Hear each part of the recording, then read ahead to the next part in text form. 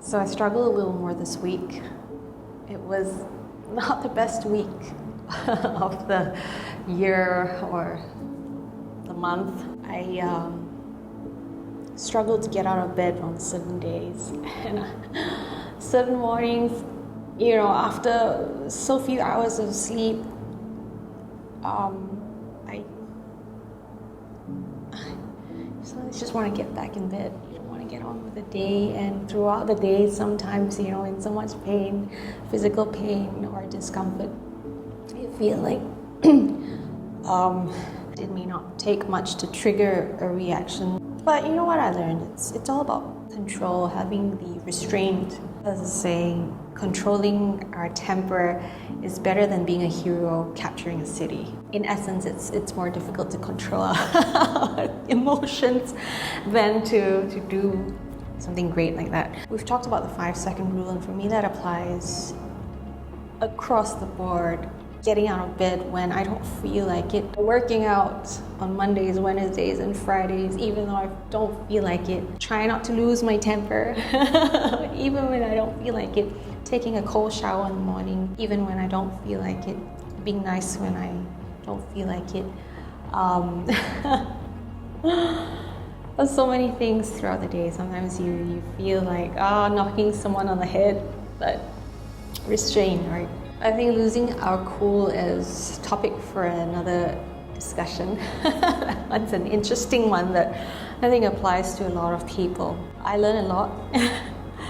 And you know, I'm so honored to be able to share this journey with you. On the toughest of days, I know it's counterintuitive, but 2 things I always do.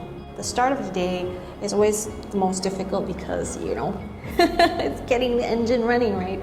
So I start the day going through my I'm so thankful for list, and I sit down and have a conversation with God. It's like a therapy session, you know. He psychs me up for the day. So those of you who believe in God, I've also learned that prayer is not a one-way conversation. You can't have a conversation if you're the only one talking. So story for another day. I try and give.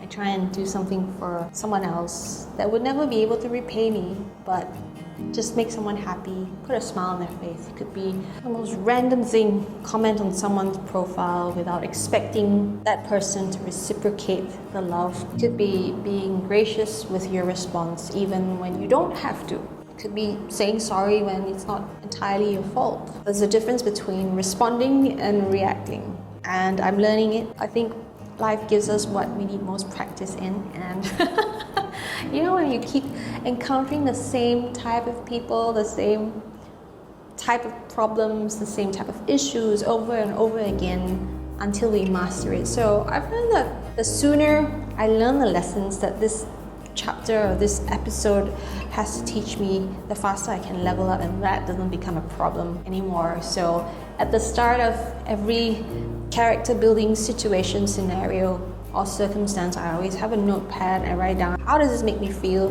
Why does it make me feel that way? And what is this trying to teach me?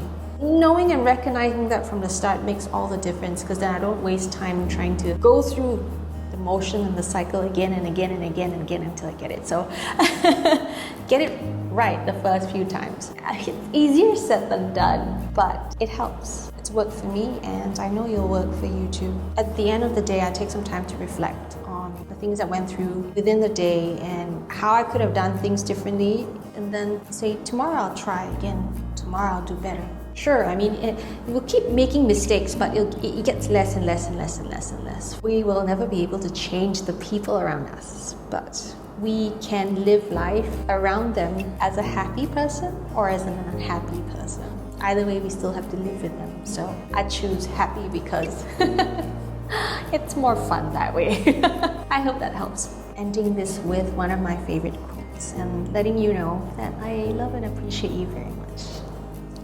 Love you on my